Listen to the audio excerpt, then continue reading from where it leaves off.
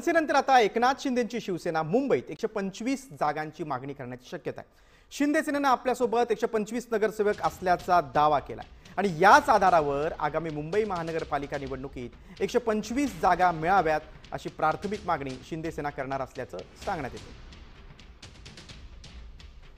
जवळजवळ 65 नगरसेवक हे शिवसेनेमध्ये त्यांनी प्रवेश केलेला आहे। माजी नगरसेवकांनी त्याचप्रमाणे 2017च्या अगोदरचे जवळजवळ 60 ते 62 नगरसेवक आज आमच्याबरोबर आलेले आहेत। त्याच्यामुळे टोटल संख्या म्हणाल तर जवळजवळ 125 नगरसेवक हे आज आमच्याकडे माजी नगरसेवक आज आमच्याबरोबर आहेत।